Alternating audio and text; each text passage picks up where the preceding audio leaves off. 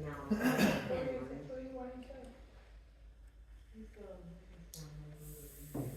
Are you sure you don't want to say? Where that, where that crazy bus was, yeah. Crazy bus. Alright, we ready to start?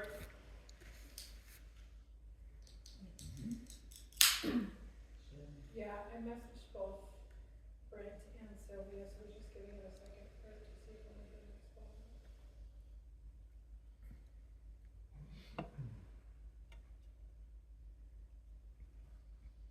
Well, I probably won't say anything important for at least 20 minutes, so. Then let's get going. At least. And Mike can attest to that. So. Let's go ahead and open with prayer. Father God, we just thank you so much for just for your love and for being a God that cares about us, that cares about our lives.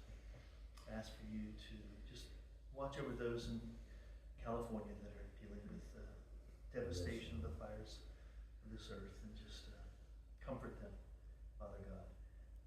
Just now this evening, just help us to see your word, help us to understand what you have for us in your word, to help us to continue through life and look to the future with hope and excitement. We just praise you for all that you are in Jesus' name. Amen. Okay, I have lots of handouts. Sorry. But you don't have to really look at them too much. Just pass them around. Everybody gets one. Oh, wow, okay. It's hard. So, we're going to come back to this probably a couple times later Thank you, that's. in the next few weeks. It's, Wait. Oh, yeah, take a pack. yeah.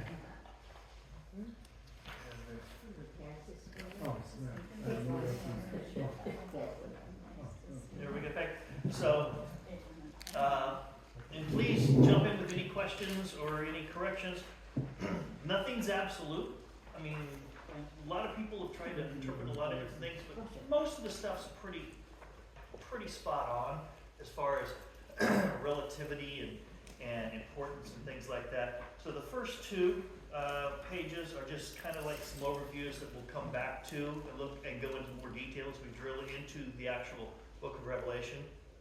A couple things I'll draw your attention to is the first part of Revelation really doesn't have anything to do with Revelation, it looks like, because it's like letters to churches and other stuff like that, which you kind of look at and you go like, well, why is that there? I mean, that's really not about like John seeing what's happening in the future. There's just like letters to churches again, like what we saw with Paul. But it really does, and we'll get to that when we get to that. The center section here is kind of like the 7 years of tribulations, what everybody always calls it. And you define tribulation differently, depending on who you're talking to, because you can define it. I mean, the reality is, Christians have been going through tribulation for a long time. And if you've had the opportunity to travel to Africa or some parts of Asia, Christians, I mean, I was in the Philippines and they beheaded a couple missionaries. I was in Nigeria and had literally armed guards because the Boko Haram was trying to kidnap us and kill us. I mean, we literally had a guy with a machine gun sitting outside my door all night long because, I mean, that's how persecuted Christians are in some places of the world. So I mean, yeah, tribulation's not necessarily something that there's going to be a magic switch that gets flipped and said, okay, now you're in a period of tribulation. Because you could argue that tribulation's been going on in different areas in different ways. So I mean, even some people that will talk about the rapture, because the rapture is kind of one thing that kind of like people always wonder, like, where's the rapture in this whole timeline? Is it on this side? Is it the middle? Is it the end? Is it somewhere in between? And we're going to kind of get into some different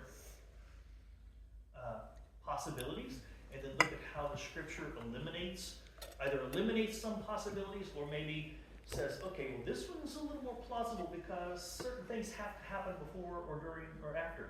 But the reality is, it's not like we're gonna be raptured before any tribulation, or we'd have been gone 2,000 years ago. But anyway, so the first one actually has the rapture in his timeline, like way before anything starts over here. It's like right at the very beginning on the left. The second one, similar type stuff, but the rapture is kind of in the middle of the 7 years. Or it's actually kind of toward the latter half of the 7 years. So you've got, and 7 years refers to, it's the period of Jacob's, what is it? Somebody help me. Not tribulations, suffering. But it's a 7 year period that's specifically lined out, and it's to the day. It's 1,260 days, and then this happens, and then 1,260 days, and this happens. I mean, it's to the day. So if you had a stopwatch, you don't know when the stopwatch clicks, but if you click it, and the reality is you'll be able to go, oh, it started, and then you'll be able to back up and go, well, it started about 2 months ago, so therefore, you've got the time length.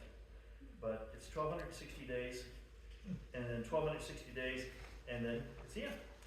So that's what the first two things are.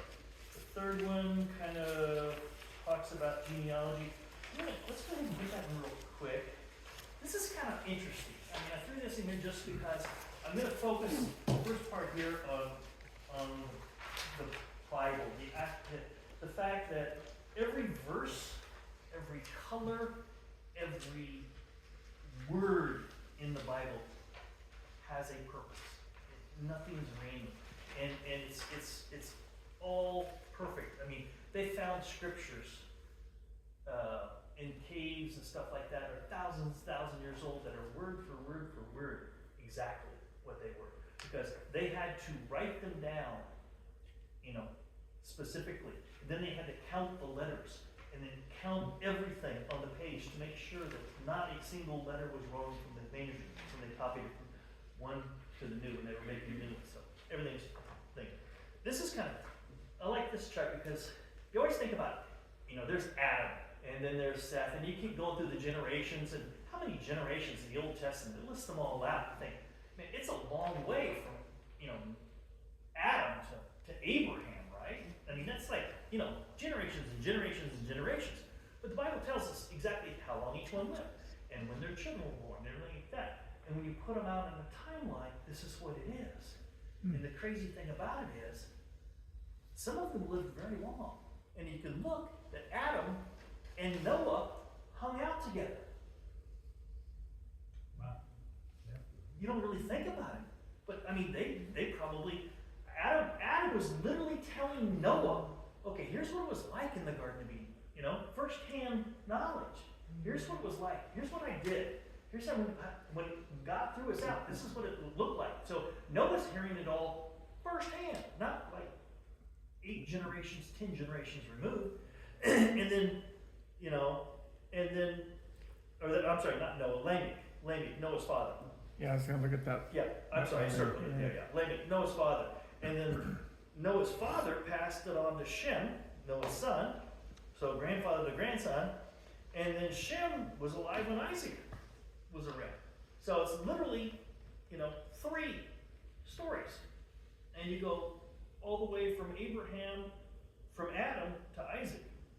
Anyway, it shortens the Bible a lot, so that for me, I mean, it makes it more, the fact that the stories didn't get lost in translation a lot. They were, and of course it was God, helping them remember everything in detail and inspiring them, so that when Moses finally started writing it all down, he had it. So, we'll skip. Kind of off the subject, but Yeah, don't when you hesitate to jump in. when you lay it out like this, I don't see how you can draw any other conclusion but that humans have only been around for about 6,000 years. Yeah, we're going to talk about that next week in more detail. Because this is so specific. Not to get controversial. Oh, great, thank you. So this is kind of an overview of tonight. That way you can jot down whatever notes or circle whatever you don't want to. If you need pens, I've got stuff over here. Pens and pencils if anybody wants any. He's so ready.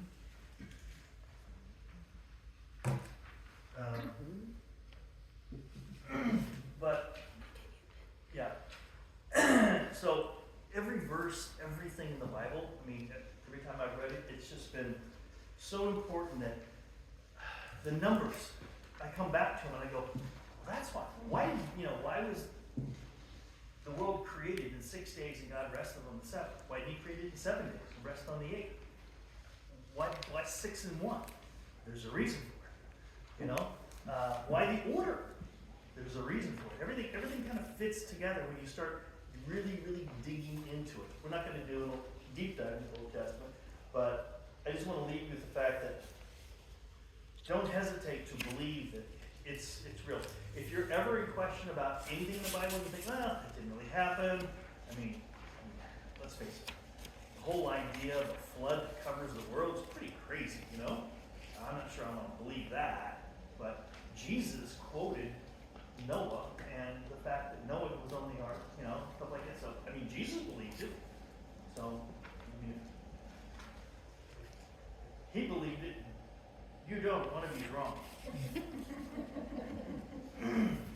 So, one of the questions that came up was, what kind of tools do I look at, stuff like that when I dig in, and that's what I was going to do this week real quick, just to show you. So, somebody fill out a verse that you like. This is called, it's on your notes there, it's called Bible Hub. It's a website I kind of like to use. It's free. Any verses? Judas hung himself. What? No, you got to give me the verse. Oh, I don't know the verse. John 3:16. And you can do the whole chapter. John 3:16. So, when you go in here, the thing that's nice about this is it gives you, let me get this thing working right, gives you the verses in just about everything you can see here. So you can look at different translations right across the back to see, because you got to be careful. I love my Bible, but I like to make sure that it matches all the other Bibles, because sometimes a word can be different one place or another, and you go, why is that word different? It looks like the world's all the same, but there's a few words here that are different, things like that. And you think, well, why is that? So, a good thing to go back to, which I mentioned it here, what word did I mention? So the parallel Bible, that's what we were just looking at, which is kind of nice. All the different versions. This is where I go to a lot. It's called the Interliner. I used to have it. I still got it in Tulsa. It's a big book, and it's every verse translated into the original Hebrew and the original Greek. But now that we have internet, I don't need that anymore. But so here you go. So this is the original Greek that was first recorded in. This is what the translators translated it to. Here, so thus, for God loved the world, and you think, well, what's he mean by world? So you can click on this, and it'll take you to, first of all, it takes you to everywhere where that same Greek word is used in the Bible, and how, where else it was used. In Matthew, Mark, and how it was translated. So it looks like it's pretty safe here. It's always being translated the same way into the world of the world. And you can think, well, I just want to dig a little deeper. You can go over here to the original Greek. This is Strong's Exhaustive Dictionary, which is really good. Again, it's a big red book. It's like $60, $80 we paid for those things. And it sets on it takes up like literally a third of the, but they're great to use for things.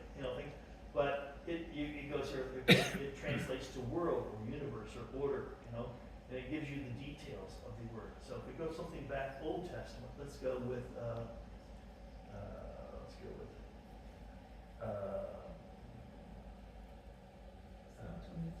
which one? So we got an Old Testament verse I like?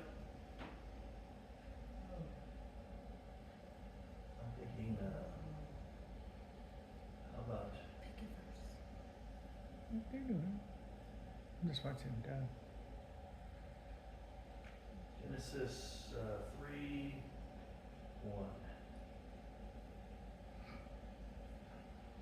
So now we're no longer in Greek. Now we're in the original Hebrew. This is where he made the field of the beast. And now the serpent. And you go, well, serpent. Maybe that's the one that you're not sure about. So we can click on that, and we can go into, it's only used one place in the entire Bible. That Greek Hebrew word is only used one place. That's kind of interesting. That it only has one occurrence, and it means snake. Serpent. This is a really good, I'm trying to think of something, well here, let's go to this one. This is a good verse that I have. The word serpent's only used once in the whole. That Hebrew spelling of the word serpent, or Hebrew presence, and a lot of the Hebrew stuff, it has, it's very specific. They have very, very specific words for things, whether it's past tense or future tense or one or many. Let's go with Daniel 9:27.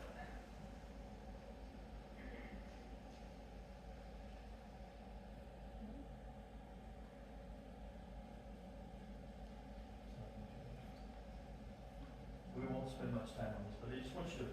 This is really cool. I didn't know. This is what I use. And I spend. Do you spend a lot of time with the interlinear or Strongs and stuff? Yeah. You probably did more in your. Back in the days. Back in the days. Very big old book. But yeah, I'm not a.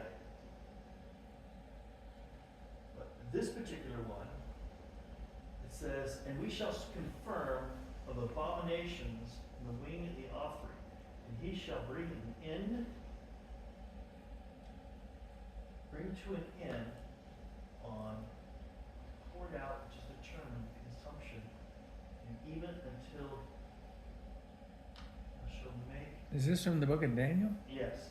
So like when there's a little doodad, that means there's not a translation, is that what that means? That's a separation in the word, in the phrase. Because sometimes you see like one Hebrew word Oh. means it translates into a whole bunch. It's a concept. So like this one here,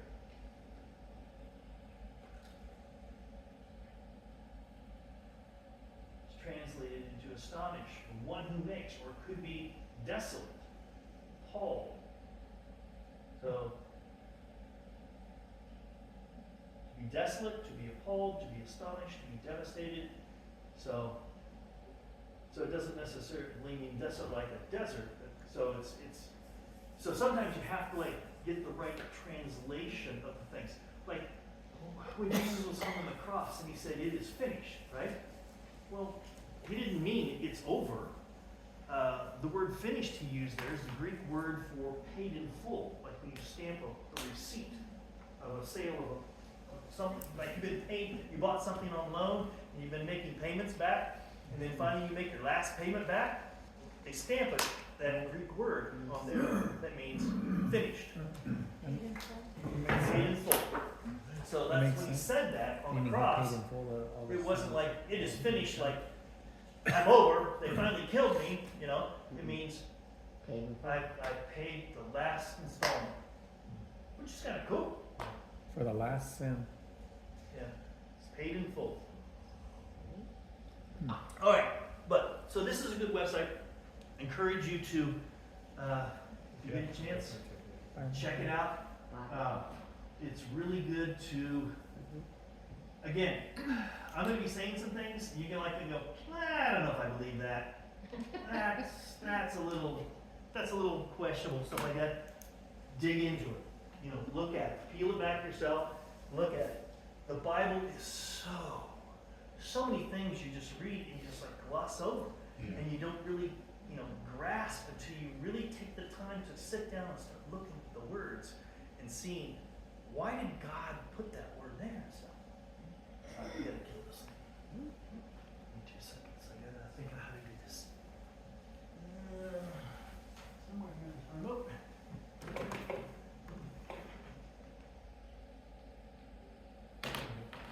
While you're up, I actually bumped this a little bit. What's that? I bumped this a while ago, and then I think you're recording yourself, right? I think so. You might wanna see if you're, Neighbors wanted to see it. I Make think sure I it's got still it back running. in the same position. Oh, man. Did I totally screw it up? So, no, so, Looks not exactly level, right? yeah, you're gonna have to live. That's not me. I'll just be like It just twisted a little Okay. bit.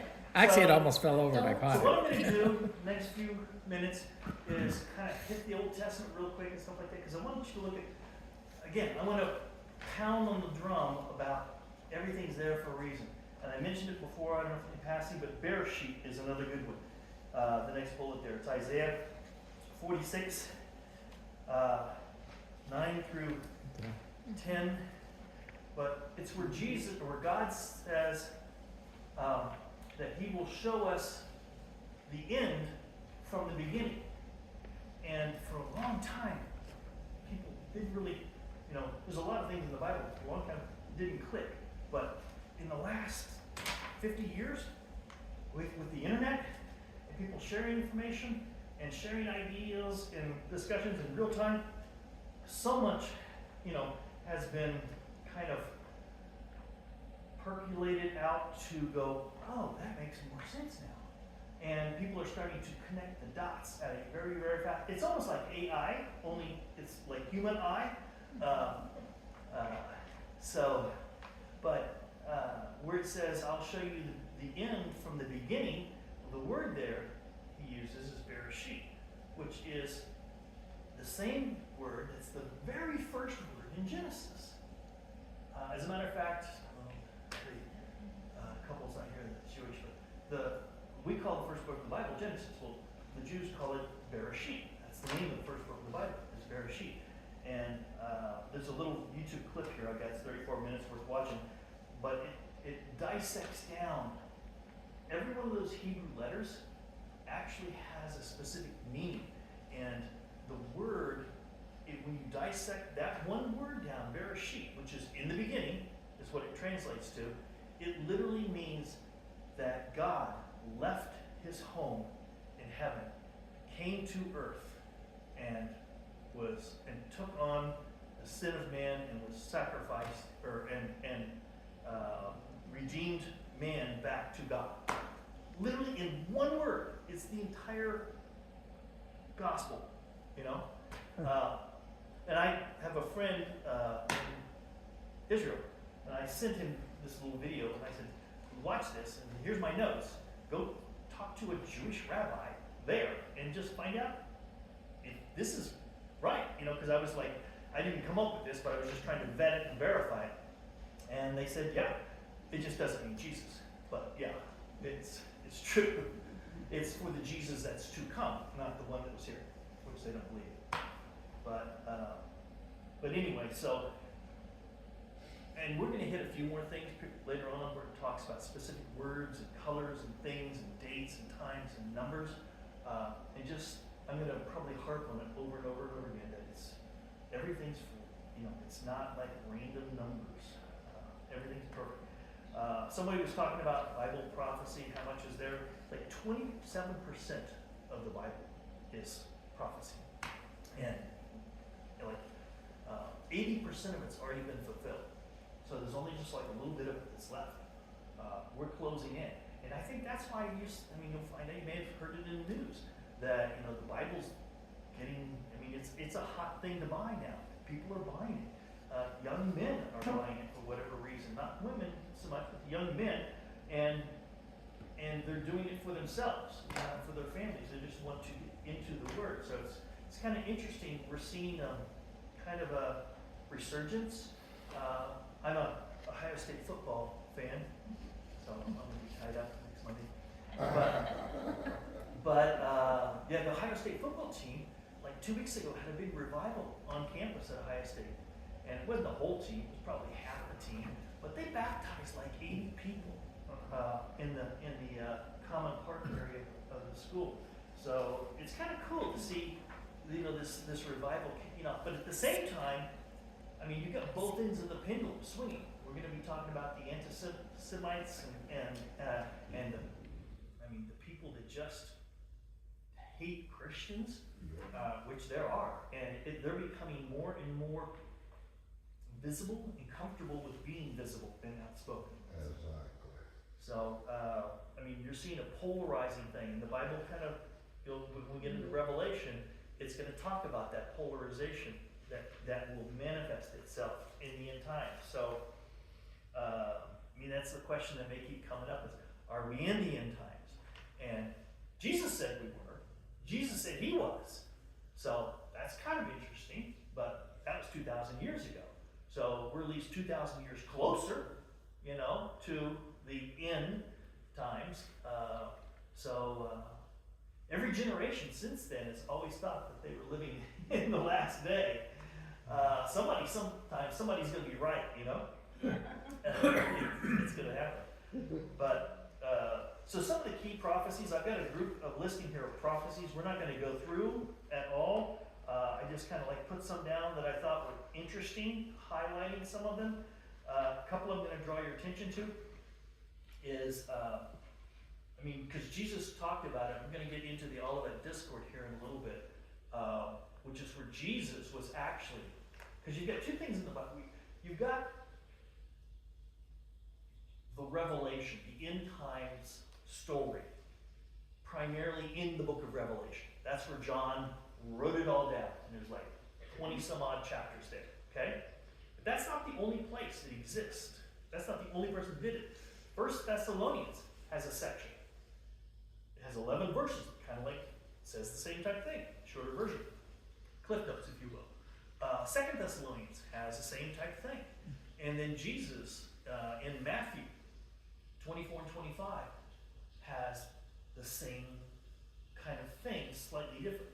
So we're gonna dig into Matthew 24 and 25, which I think is incredibly important, simply because it's literally from Jesus' lips, so that's kind of important. I mean, Revelation is important, it's from God's lips, but Jesus gives us in 2 chapters what what we need to, what he thinks is important. Because his apostles were asking the same questions we were asking earlier.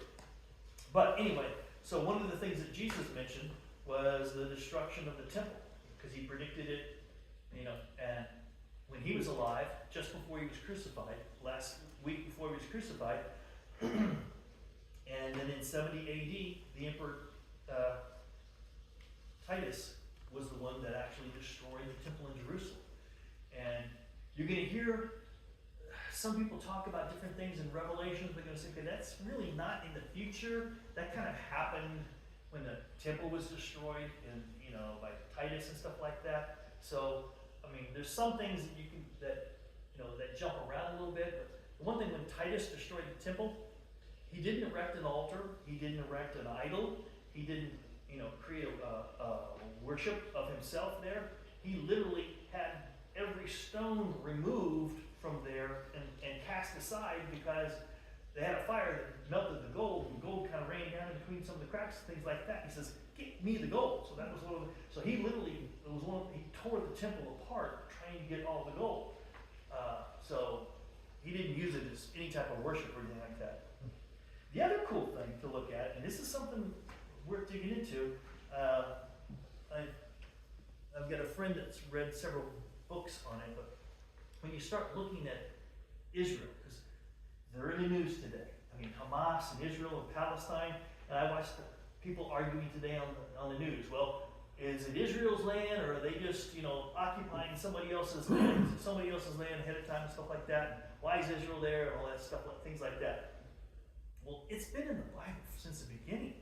And Ezekiel even talked about the fact that Israel was going to be captive and taken off into Babylon for 70 years. And we know the exact date when that happened. I mean, historically, that date when the emperors came in and captured them and took them off, I don't recall exactly what day it was, 400 BC or something like that, 435, but it's a specific year that happened.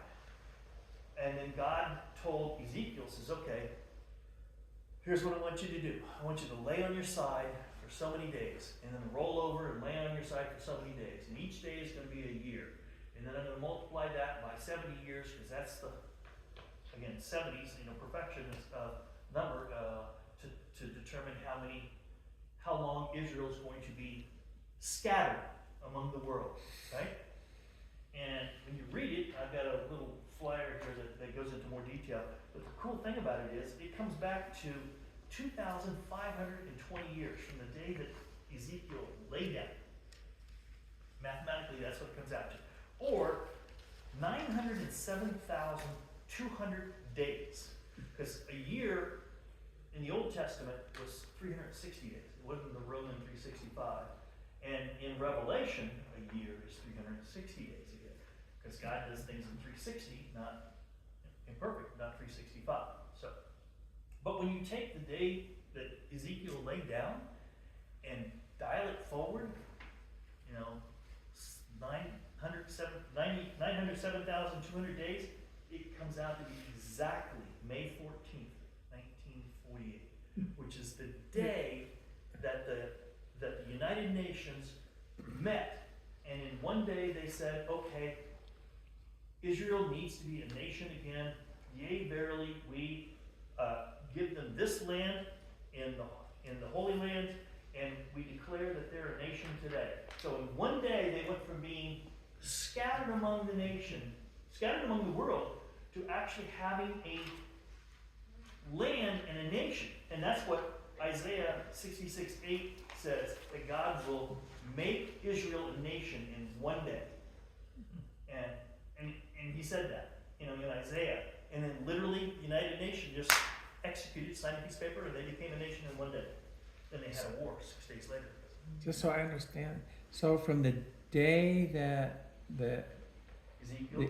that the Israelites began to be deported to Babylon, from that day, from that year. Yeah. But you said from the day that he laid down, was that the day that they started deporting him? I don't know the actual date. I didn't look that up because that was one of the things I was going to do and I didn't get to it. Okay. I've got here. I'll let you know. You can do it. It's just astonishing that But exactly it is. that day. It literally works out to be. So that's your homework. I have to take a picture and Everybody write has a myself. question. It's homework. That'll No, teach me. seriously. Don't No, that's the hesitate. most There's amazing thing. So many things like that. That's like when Jesus went to Sanhedrin, and they go, "Well, are you the Christ?" And he's like, "Going, you can look at the sky and tell, what the weather's going to be tomorrow, but you don't know that that this was the year that I was supposed to be born, and because people say, well, the Bible's all wrong because it says Jesus comes from Bethlehem, but but it also says in the Bible that he comes from Nazareth, and it also says he comes from Egypt, and it says he comes from all these different places, but he did, because it's just the way, his life unfolded. So it's all true. It's not like one piece contradicts the other piece. Anyway, a lot of really interesting scriptures here. As you can see, most of it's in Ezekiel, Daniel, and Isaiah. Daniel gets a little weird. It's hard to understand a lot of it because his is more like, statues and things like that, but it ties to Revelation. When we get into Revelation, you'll understand Daniel a lot more if you go back and read Daniel in the future. So,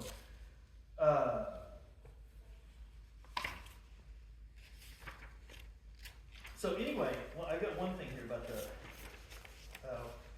rapture at the last trumpet, and I don't know why I put that in here because that's really next week. But we're going to talk about that next week. But there's 3 verses here where it talks about, because people always wonder, like, when's the rapture? When's the rapture going to be? And Jesus says it's going to be when the angel blows the last trumpet, and that will be the sign. And that's kind of where, you hear about like the trumpets in the sky, and everybody takes off floating across the air and stuff like that. Mike Warnke, he's a Christian comedian. He always used to say he's looking forward to that day because he's going to reach out and grab a sinner in both hands, and then he's going to be zipping through the clouds, and he's going to look at him and say, "Do you get saved or do I let go?" I believe. But yeah, So the last trumpet, and we'll come back to what the last trumpet means. Because it wasn't like the last cymbal clap, the last drum, specifically a trumpet, and it has huge meaning, both historically for the Jews and for us going forward. A lot of the things in the Bible, we don't really grasp because we're removed from the culture and the things that went on during that time, as far as the customs, where the apostles, had that figured out. They knew exactly what that meant. Like, I'll give you two real quick ones, because I don't want to take too long, but because I want you to just come back to the fact that everything in the Bible is there for a reason. But for example, you always read, James and John go running into the tomb, right? And they go into the tomb, they look at the tomb.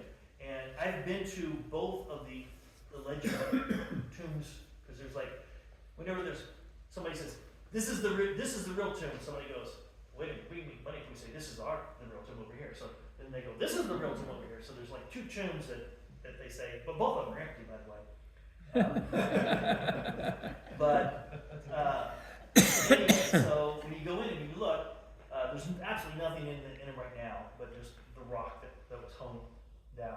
But when they went in them, there was the burial clothes of Jesus, laying there, and then there was the head dressing of Jesus that was folded up and set on the side, right? It's folded up and set on the side. And then they left the tomb and went on. Never thought about what that means. But when you start digging into it, okay, why did they say it was folded up and set on the side? What? Why is that there? I mean, why didn't they just say it was just set on the side or blotted up or whatever? Because in Galilean tradition, when you're having a meal, if you need to go to the bathroom or go outside and get some fresh air, and you're eating, and I've had enough, you take your napkin, you just wad it up and leave it on your plate, and you walk outside. And the servants who do everything, you don't touch anything, they come and clean up your plate, take everything away.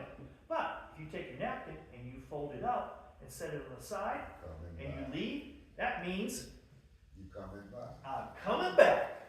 Mm-hmm. That's why he had the headdress folded up and set on the side. It was his way of saying, I'm coming back. And they knew that. And we miss those things. This is crazy. Because that's a cultural thing. That's a cultural thing. This is like another cultural thing. I mean, and I don't know why more churches don't bring attention to this, but I mean, we practice the communion service every Sunday, right? And that was the Seder. Jesus had the Passover meal with his disciples, right? There are 4 cups in the Seder, okay? First cup, perfectly fine, normal. You take that one.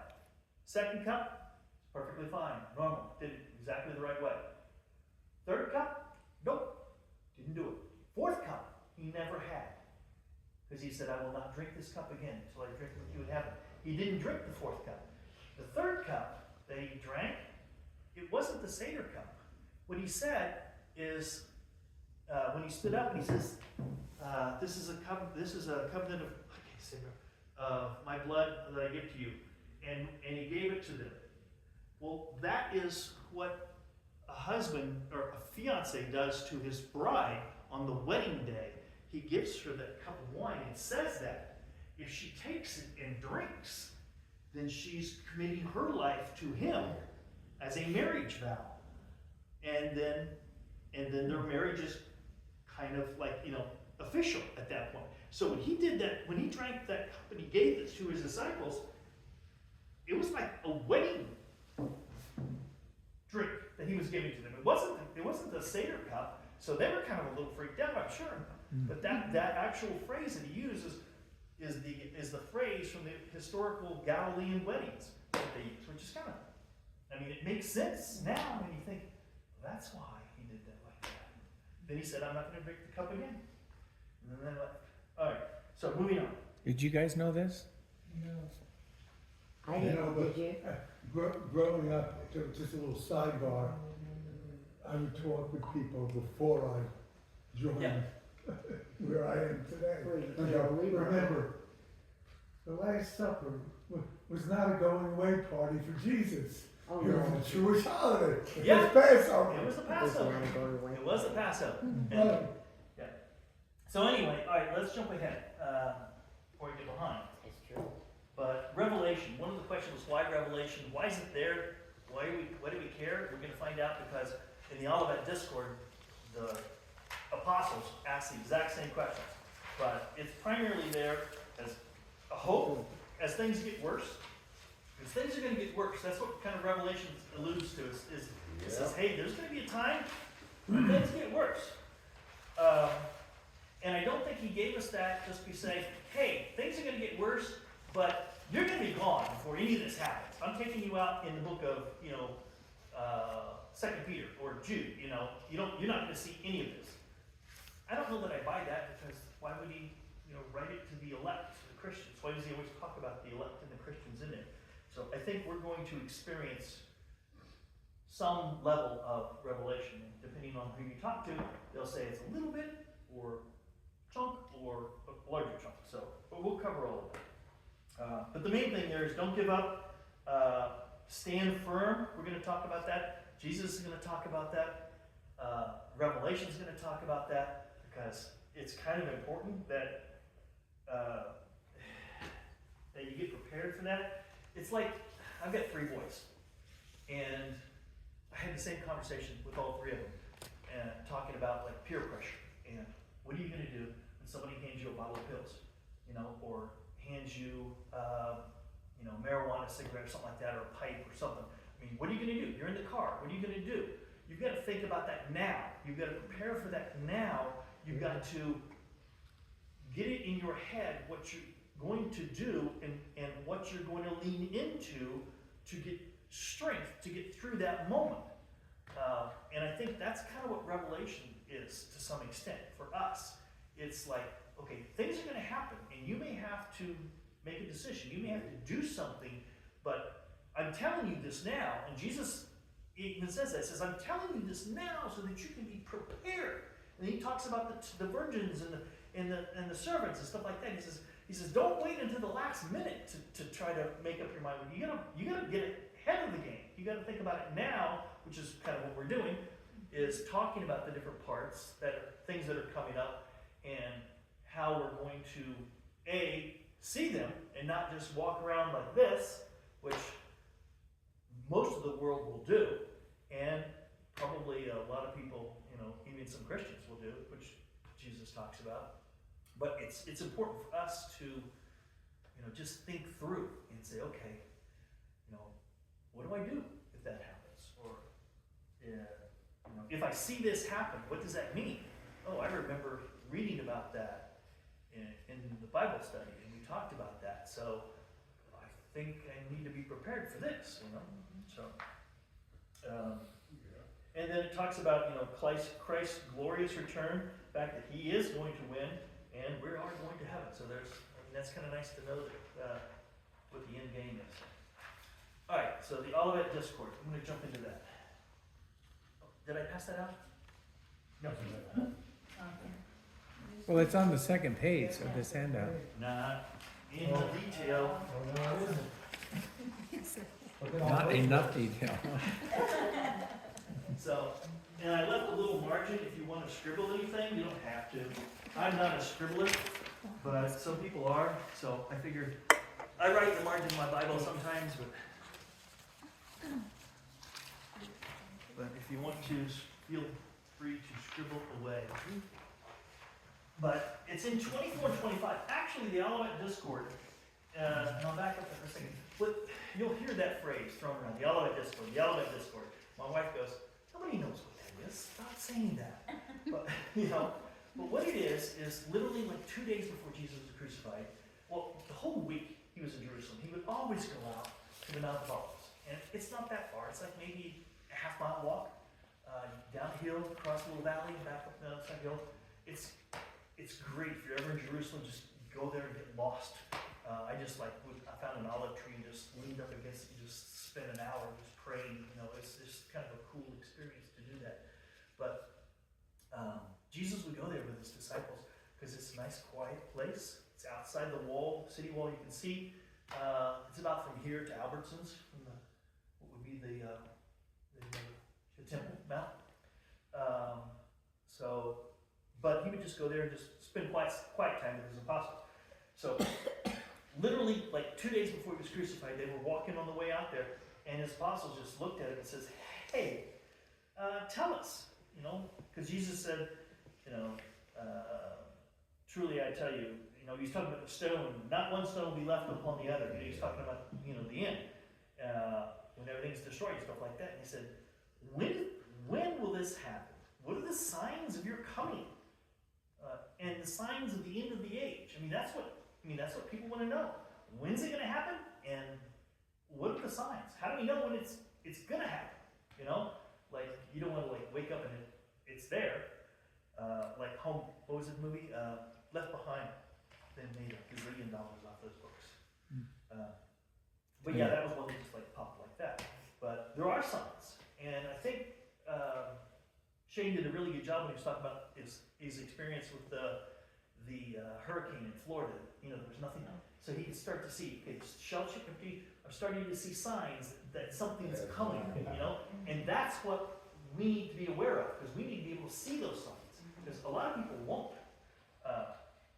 So the very first thing that Jesus does, he doesn't answer any of the questions. He doesn't answer any of the 3 questions that they give him. What he says was, many will come in my name, saying, I'm the Messiah. And they will try to deceive many, So he's saying that, okay, first thing I'm going to take a look. There's going to be a lot of false messiahs. He says that 5 times in one chapter, 5 times. That's the most important theme he keeps coming back to over and over again is look, people are going to come, they're going to say they're me, they're going to be doing miracles, they're going to be prophesying. Don't buy it, don't believe it, stay firm. So that's the main thing he keeps saying over and over and over again. He talks about, well, I'm not going to go through the key points there, the hardship, things like that, so we're just jump right into the warnings of the tribulation. False prophets, talks about wars and rumors of wars. In verse 6, he says that you'll hear wars and rumors of wars. And we've had wars since the beginning of time. But World War I had, 60 or 30 countries involved. It was a pretty big war. Okay? Then World War II, we call it World War II, but you know what they called it when it was there? It was the war to end all wars. Right. Because it literally had 60 countries engaged in battle, and 100% of the countries of the world were involved supplying or harboring or assisting in one way or another. It was literally the entire world. So, World War I was this, World War II was this. So, it was progressing. And that's what he says in verse 8, talks about the beginning of birth pains. I'm not a woman, I've watched my wife give birth to 3 sons, but I've never felt birth pains. But, they start out slow, and then they build, and they build, and they build, and they build until it's just, unbearable. You saw another interesting thing here. It says, verse 7, Jesus says, nation shall rise against nation, and kingdom against kingdom. Yeah. Is he being redundant? Why did he say nation against nation and kingdom against kingdom? Oh, I turned on my computer. I was going to show you that.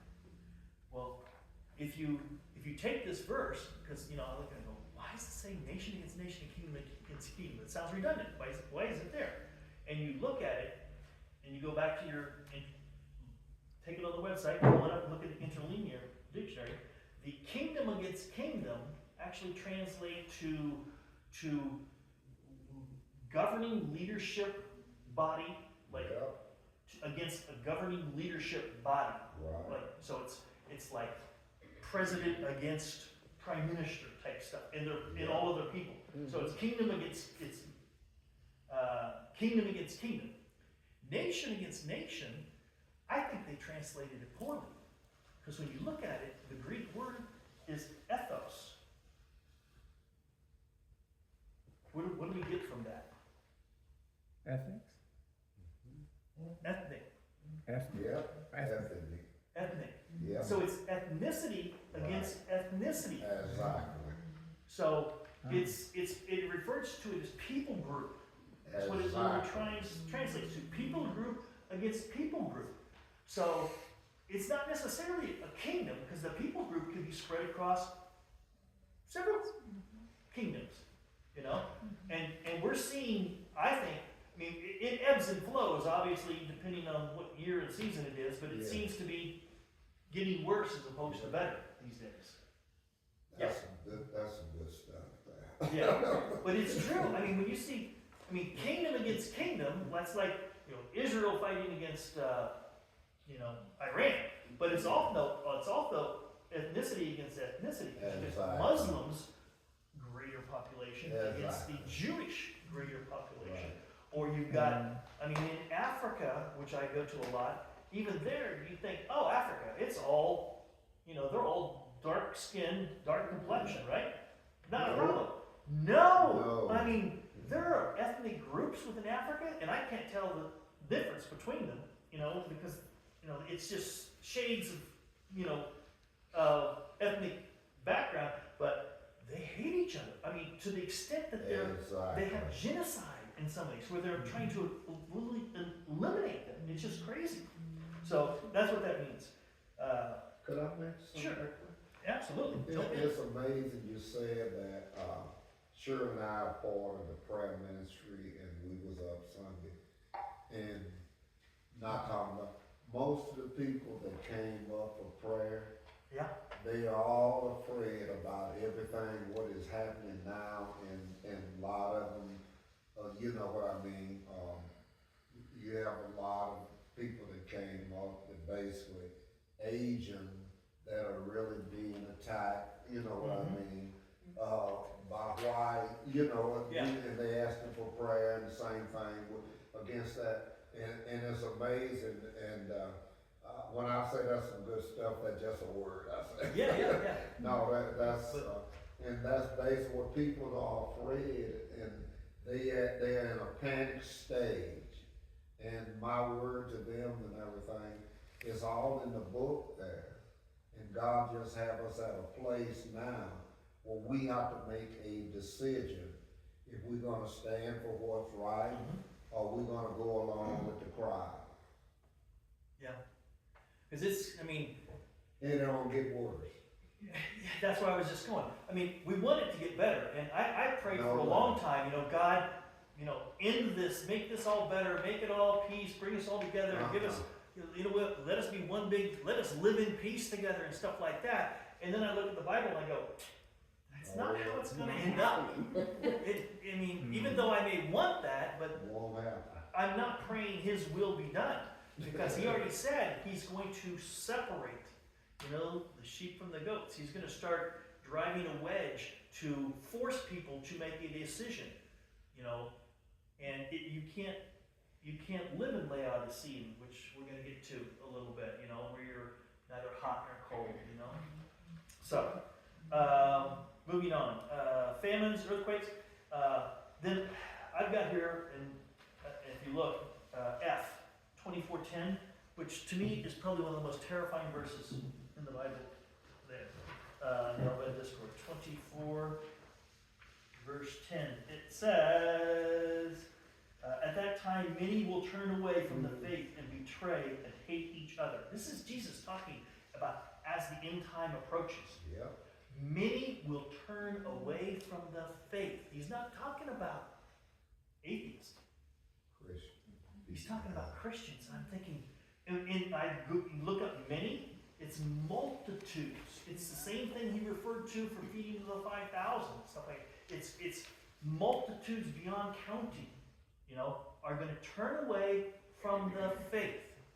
And that's why I want to talk about this, because I'm thinking, what would cause multitudes to turn away from the faith? Because I like to peel the onion back and stuff like that. And one thing I came up with, and I don't know, This is my opinion, so please take it with a grain of salt and throw it away.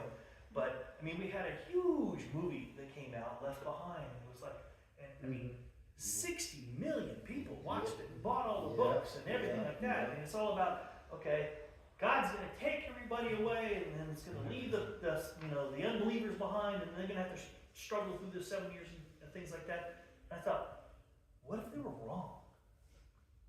What if that's not how it happens?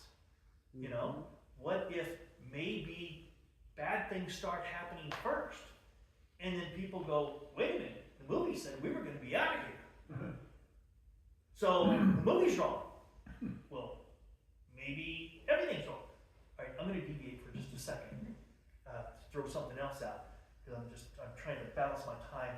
But when I was on this cruise, I did read the Korean, a lot of it, and pieces of it. And one of the things they believe in Jesus, I mean, as a prophet, but they also have, what's his name, Esa, which is their version of Jesus. Okay? They believe that, well, that's the name they give for the Jesus of Nazareth, they call Esa. Anyway, so they don't believe he died on the cross. Absolutely not. Okay? He was taken up in heaven, like Enoch. Okay? Didn't die on the cross. None of that. They believe he was taken up into heaven. He's with God. He's coming back. And they believe he's coming back as Jesus. And he will actually descend from the wings of angels in Damascus. And when he comes down, he'll have, he was never crucified, so there's no scars in his hand. He was never crucified, never died. So he's gonna tell everybody, hey, I'm Jesus. I'm the Jesus of the New Testament, and I didn't die on the cross. I'm not God. I'm a prophet, and the Christianity is all wrong. And to prove that I am Jesus, I'm gonna heal this blind man and make this lame man walk, and he'll start doing these miracles like this, right? And what if we're still here and this happens?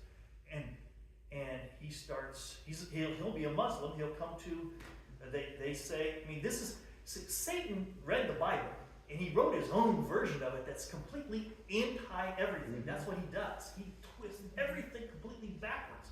So there's an antichrist that will come back in his version of it. What if he comes back before the real Jesus comes back? So now we've got this guy running around saying I'm a false prophet, Jesus kind of alluded to, that says, hey, here I am, and I'm doing miracles, and I'm telling you that Christianity's wrong, the Catholics are wrong, the Muslims are the only one that's right. There may be a whole bunch of people that are like lukewarm Christians that will go like, wow, maybe this is all just a big folklore story, and fall away. Especially if they're threatened with death if they don't believe. Because this guy that comes back, he's going to abolish the, what's a tax called? Mike, I told you, I can't remember. I didn't look this up. I wasn't prepared for this. But there's a tax that they do that I pay, when you go to countries and stuff like that. And it's essentially so that you can be a Christian in a foreign country. And I was, the only place where I was almost killed was in Gambia. And they just, were ready to kill me because they can if you're an infidel. It's in the Quran. And they chased us. But when this new Jesus comes back, he's going to declare Sharia law worldwide and send the Muslims out to convert the infidels. So, I mean, it may be that, people are going to be, given, put into a difficult situation. I don't know. I don't know if that's pre-trib or post-trib, but if it's, I always hope for the best and try to prepare for the worst. That's kind of the way I do things. So, but my point, I guess, is I don't know what's going to happen, and I've got a business partner who thinks it's just that Christians are slowly falling away from the faith generationally, and it's been happening for the last, 50 years, and it'll continue. And I go, I don't know that I believe that, because Jesus is pretty specific. He says, at that moment, at that time, many will turn away from the faith and betray each other. And I'm thinking, it's almost like it's, a very narrow window of time that this occurs in. not something spread across decades or generations. So, God, can I say something? sure, jump in. Because everything you're saying, things are kind of gelling with me. And not to contradict what you said Asians are afraid of white people in this country or whatnot. No, it's just a lot of them come up and say they did attack and that. But what I keep thinking about, especially since you brought the word ethos, which we get ethnic from, if you go all the way back to Abraham, because he had Ishmael before he had Isaac, and God prophesied of Ishmael that he will be a wild donkey of a man, and his hand will be opposed to all humankind. That all mankind, he would oppose all mankind. And we see that today. Anytime there's a terrorist attack, what's the first thought that comes to mind? Was it a Muslim? Because most of the time it is. And Muslims are all over the world. Yeah. Not what country they were, what ethnicity. Right, what ethnicity? Or I'm not stereotyping them. I realize 99% of them are not terrorists. But it is Islam that has spread its tentacles out all over the world, and they're a threat in every country in the world. Maybe not, I don't know, maybe not And Iceland it or is something. radical Islam, but it Right. could be radicalized on a larger But- scale. But some people say radicalized is pure Islam because of the teachings about jihad. Mhm. Anyway, that's another conversation for another time. But I keep thinking that Islam is going to have a huge, it's going to have a huge role in this turning people away from Christianity. I think so too. I don't know what it will be. I think it very well could be Islam, but I guess my message to you is, get in the Word, get well grounded, and make sure you know what you believe and why you believe it, and be prepared. Because Jesus says 4 times, false prophets. I mean, we're talking about people doing miracles and saying that they're Jesus or they're a prophet of Jesus, and they're like, healing people or walking on water and stuff like that. And they're not David Blaine. They're, but they're doing that stuff. So just be prepared. It's going to happen. Moving ahead, verses 15 talks about the abomination of desolation, which we're going to come back to in Revelation. And just to kind of give you a precursor of that in the 7-year window of Revelation, the meat and potatoes of it, like halfway through, the Antichrist, whoever that Antichrist person is, and we'll be able to figure out who he is, he will actually set up I don't know if it's an image of himself, but he'll desolate the temple in Jerusalem by making people worship him. So it'll be like an idol of him. And Jesus says, for the sake of the elect, the days will be shortened. He's talking about the 7-year window. So the 7-year window starts out with tribulation. On that first chart I gave you, it's tribulation. That's kind of like bad stuff happening because it's happening. Then there's going to be bad stuff happening because Satan owns the earth and has control of the earth, and he's doing stuff to us. So it's he's already doing stuff. Satan's already here causing problems, but he's gonna be like on steroids, when he gets to the book of Revelation, because he knows the time, he's running out of time. And then finally, in the very last part of the 7 years, is when it flips from tribulation to wrath. And that's where it's no longer just bad things happening because we're living on the earth, to God punishing, the people of the earth. And it says we will be spared that, and we won't have to endure that.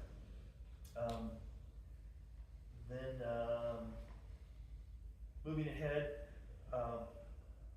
and it says immediately after those days, referring to the time of tribulation. This is what Jesus says in Matthew 24:29. It says, after those days, then the Son of Man will appear in the clouds with great glory. So it's saying that there will be tribulation before he comes back. People in tribes mourn, but then again in number C there, the 29 through verse 32 and 33 says we're supposed to know the season and when it is. That's also mentioned in 2 Thessalonians 2, which is going to be your homework. Here's an interesting thing. Let's jump to this. People always get concerned about Matthew 24:36. Look at that real first. 24, is it 36? I had a question on verse 30 real quick. Yeah. Or actually it's verse 31 of it's in that paragraph. It says, and he will send his angels with a loud trumpet call, and they will gather his elect from the four winds. Right. From one end of heaven. Is that the rapture? People often interpret that as the rapture. Right. That's probably one of the most common interpretations because it's talking about gathering the elect. It's talking about a trumpet blast to do that. So that is, I would agree with you. That's probably the best definition of the rapture. I don't know. But the question is when exactly that happens. So that's the thing. Well, if it's then, then a lot of bad stuff does happen before we get there. There may be a lot of bad stuff. And the thing is, but also think back, when was the last time God allowed bad stuff to happen on earth to punish non-believers? Remember? The flood. Well, the flood, but you don't have to go back that far. I mean, in Egypt, he sent plague of flies and darkness and stuff like that. And I got a book that talks about that it says like the plague of flies. It wasn't like there were flies. It was like you couldn't breathe because they were crawling up your nose and in your ears and in your mouth. And it was so bad that people would go into the Nile and get eaten by the Nile crocodiles trying to get away from the flies, you know? And the plague of darkness it wasn't just like, okay, it's dark outside because the moon's not out tonight, but you still walk around because you kind of like squint your eyes and see. You know, the plague of darkness this book alludes to the fact that it was so dark that you couldn't see your hand. It's like being in a cave, 500 feet underground if you've ever done that. But not only that, but if you lit a fire, you couldn't see the fire because light had no authority because it was darkness commanded by God. So even if they had a fire, so people were literally feeling their way along. I mean, that's how bad the plagues probably were. But in the land of Goshen, where the Israelites were, what was going on? Remember? Nothing. They were cooking dinner. They were having dance parties. They were eating good. There was no bugs. There were no frogs. There was no lice. There was nothing because God protected them through the tribulation that he poured out and the wrath he poured out on Egypt. So maybe that's what it'll be like. I don't know. I don't have the answer. I'm not Nostradamus. But it's a possibility. So it may be that we are still here and we see it and they hate us because they hated the Israelites then because they were getting punished and the Israelites weren't. But yeah, you want to say something? Isn't there a section talking about the rapture where they were talking about the Holy Spirit being taken out of the earth?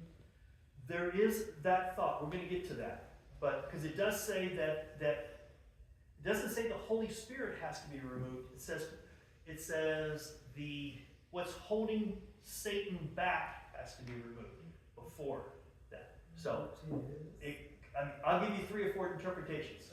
Okay. But Holy Spirit is one.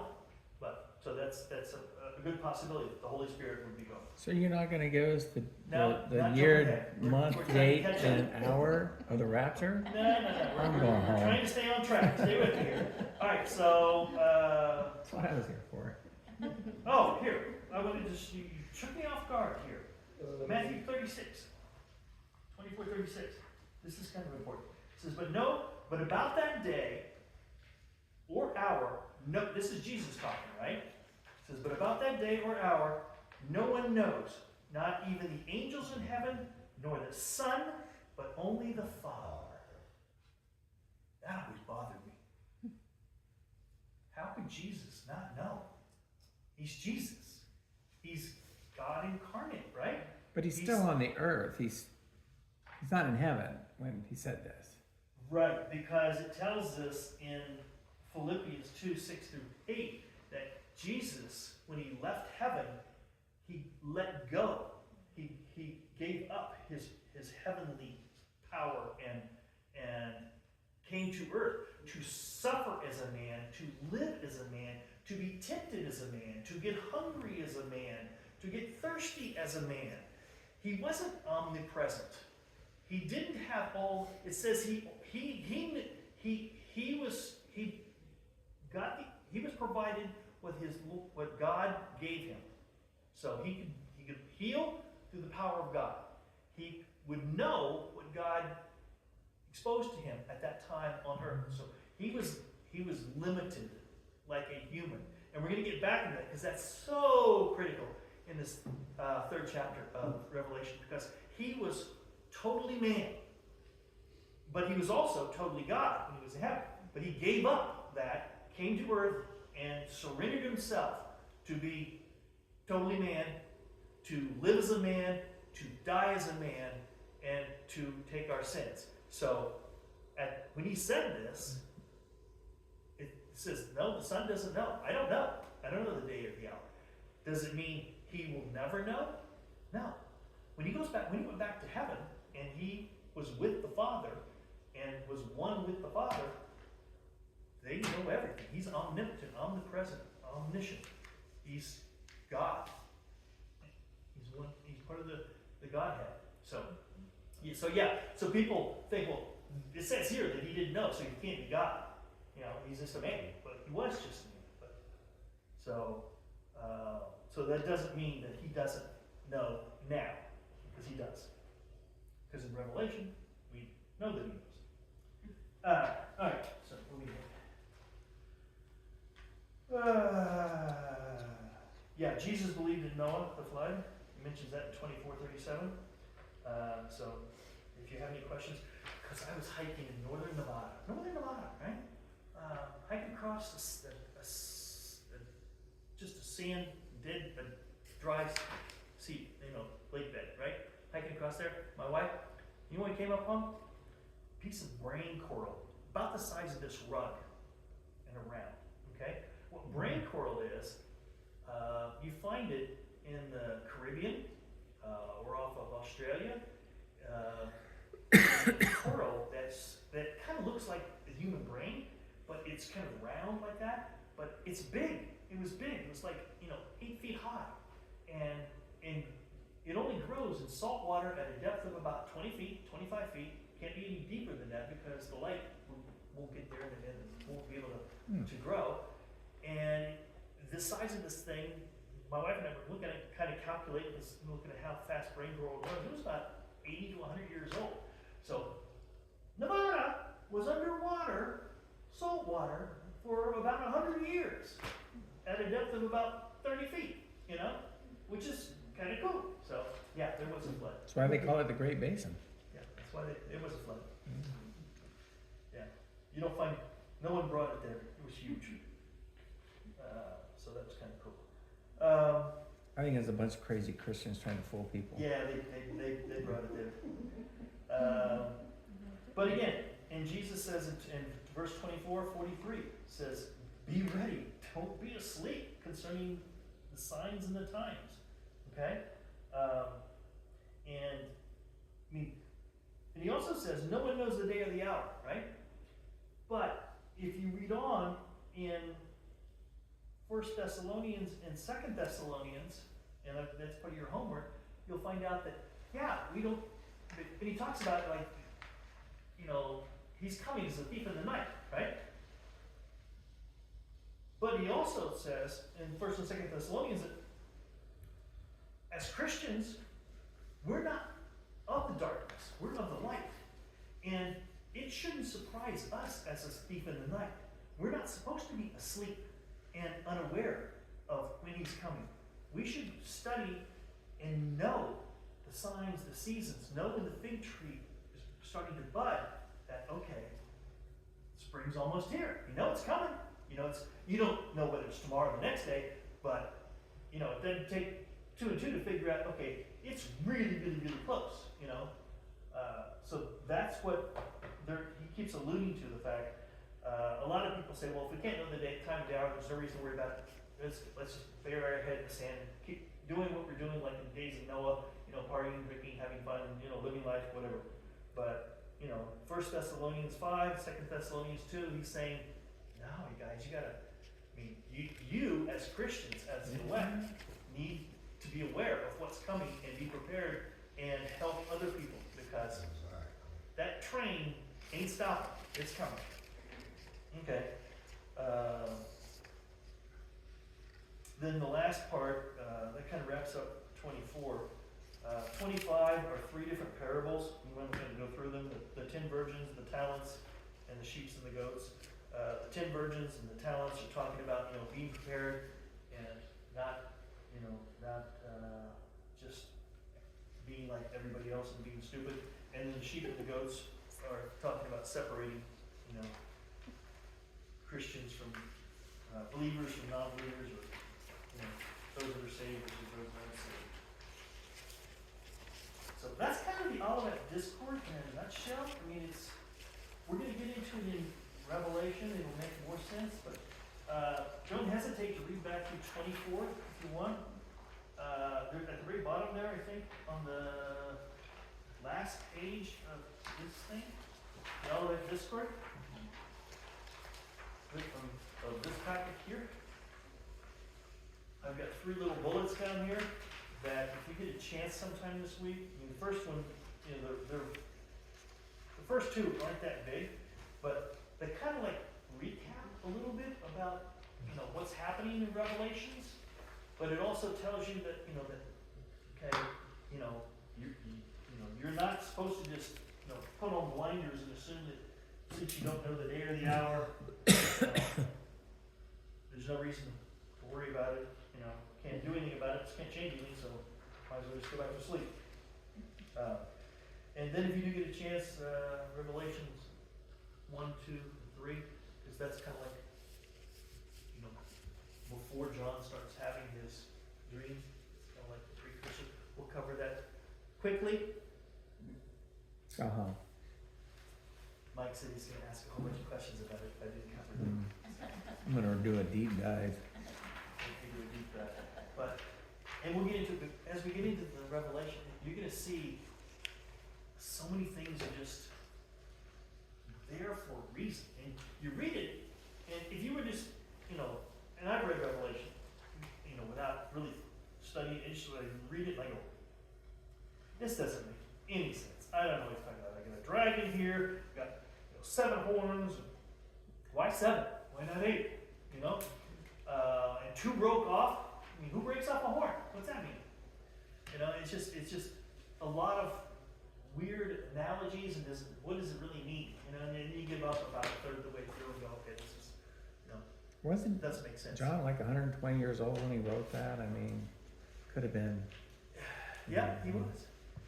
So, I was going to cover next time, but I'll cover it now. But supposedly, because it's not in the Bible, so you have to like go look at other historical things and things like that. But because they were killing Christians right and left back then, but Jesus says that, you know, that he told his apostles, he says, you know, you guys aren't going to die until you see everything in the end of the age. And you think, wow, they're all going to live. Maybe it's going to happen. So they were thinking it's going to happen in the next couple of years. You know, they're not going to die. Jesus said that. Well, what he was alluding to is the fact that John would be one of the 12, and he would see it and then write it all down.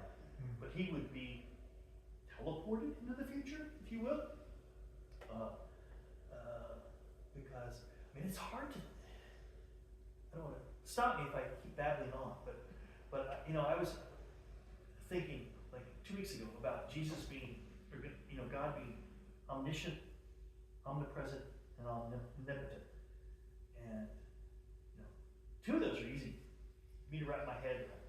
And 1 is really hard. I mean, all powerful, you know, I get that. I absolutely believe if God wanted to turn that table, rearrange the molecules and turn it into a goat, he could do it. Not a problem. Because he could do it. And all knowledge, I mean, that's not hard to conceive at all for me, to think that he has all knowledge and knows everything. The one that's the hardest for me is the omnipresent. Because omnipresent present doesn't just mean he's here while he's at the Crossing Church with the people that are meeting there. It means he's everywhere on earth, everywhere in the universe, across all time, at the same time. So he's here, but he's also in the past, and he's also in the future at the same time. Time has no meaning. It's like a ball of yarn, and he's holding it in his hands. We stretch it out as a thin little line, and we kind of like walk like an ant crawling along that little, piece of thread. We can't go backwards. We can only go forward. We can only see what's right where we're at. But I mean, he's everywhere at the same time. That's blows your mind. Blows my mind. I don't think it means that time has no meaning. I think it means that man does not have the capability to understand all that God is. Exactly. But because John was taken to a different time, and he was there. But at the same time, he saw Ezekiel with the scroll, which was thousands of years earlier. At the same time, it's just like. Wasn't John taken up into heaven? Didn't Yeah. he get all this somewhere? in heaven? Yeah. Somehow in heaven. So he had Maybe a they don't have heavenly perspective where he maybe sees they don't have everything. clocks there. I don't know. Yeah. Yeah, that's true. But anyway, but we will find out they do have months in heaven. That's in Revelation. They have months. They have seasons, I know, because of that fruit. It says that the tree of life will have a different fruit every month. Oh, yeah. So they do have months. Anyway, but we're not. So it's just hard. It's just like you said. It's beyond our mental capabilities. But anyway, I ran over, so I apologize. But so next week, were you still okay? Yeah. All right. You're gonna look at me like. Could you try to be better prepared next week, though? Next week, I think we'll jump right into Revelation. This is kind of covering a lot of stuff. Daniel, Ezekiel, Isaiah. So you're really not going to tell us when the rapture's going to be? I'll give you some. I will give you some serious signs that you'll be able to use our very years.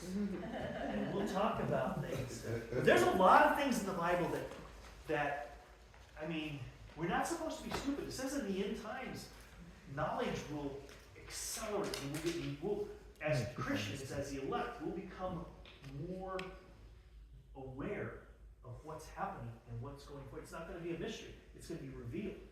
And there's a lot of things that are just starting to click and come together. And you're like, going, wow, that makes sense. Or that makes sense. And there's a lot of people around the world. I mean, we'll get into it. Jesus says that the Bible will be taken to. What's it say? It's all the world. All the world. Well, we're in. Crap! Did I write it down? How many languages now? 3,200 and some odd languages. The Bible, the good news is translated into. It's like we're like this close from being to all people groups. Now, does that mean they have to get the written languages, or can it just be that there's missionaries there? Because that's one of the check boxes that has to happen. Is that the good news has to be taken to the world. Right. All world. I have a friend he's with Wycliffe Bible Translators. Yeah. He's been with them I met him in college when I was early 20s. He's older than I am. In fact, he was just here a few months ago. They come back to States every 7 years or something like that. He has translated more languages by far, the Bible, than any other Bible translator in history. He's translated something like 15 different languages. And he was telling me that at the rate that they're going to be completely finished translating in every language. And then I think he said like next 30 years. Well, it's really close. with AI kicking in, Oh, he went, yeah, I wasn't even thinking about that. that may accelerate it down to the Oh, I'm next sure it few will, months. yeah, I hadn't thought about that. But still, it might not be in our lifetime, but, you know, some of you younger people here are definitely in your They lifetime. said that That- they're only about 200 or 300 more languages left. Yeah, yeah, they're And with almost it- with done. The addition of AI over the last 5 years, you know, They could do that I in mean, you're 5 gonna years. see, I mean, so many, I'm a biochemist by heart, so you're gonna see so many new drugs that are available now because we don't have to worry about running tests for 4 years on laboratory rats and That's right. mice and stuff like that. They'll be able to synthesize it in a supercomputer and analyze it 60 million different ways and go, here it is, and it works. They're trying to give you the medicine that your body needs and that your body needs Yeah. and that your body needs. Yeah, it's gonna be so many things are gonna be happening so fast. I just wanted to It's fold just- my laundry. There's a machine that'll do that. There Actually, is a machine, I didn't see it. There's I used to a think that's machine. what wives were for, but that turned out not to be true. Or- I saw that on video Yeah. of Yeah. a machine folding towels and, Yeah. yeah, putting Crazy. nicely the. Some things. How come we don't have one? You probably don't want another price tag. All right, well, let's close with prayer real quick. Father God, we just again thank you for being a God of love and patience, and we thank you for your word, and we thank you for helping us to glimpse just a little bit more possibly of what you have there for us, and we just continue to pray that you open our hearts, open our minds, and let us take your word and apply it to our lives and understand how we can use it to share your gospel and reach others. Just be with us now as we leave and watch over our families. In Jesus' name. Wow. I'm sorry, was that, okay, so little, is it too much, too fast, too slow, too deep? No, it's good background. Anything that should change? Less paper? Would you try to be better prepared next week? As I hold out this big wad.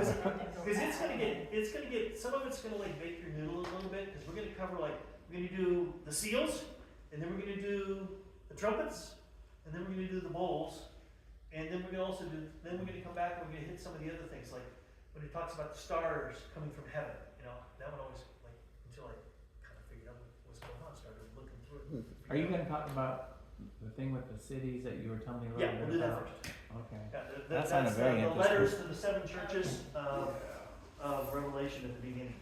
And there's a reason for every one of those churches and the order, and it's just crazy. I always just read it as just like, oh, that's another church, Philadelphia. Okay, yeah, Philadelphia. Another letter, Ephesus, you know. another church. Laodicea, you know. But yeah, everything has a purpose. And again, I'm not the authority, so whatever I tell you, don't hesitate to go, wow, I'm not believing that. I need to look it up. Look it up. And yeah, if you can help me, that would be awesome to see something clearer, better, or whatever. I'm just kind of a sponge and just kind of like sprinkling little pieces. He's like Oh no, no, you don't. Just I'll set just it put down. one. I'm gonna go eat some more food. Go eat food. Yeah, please. Eat food. DNA.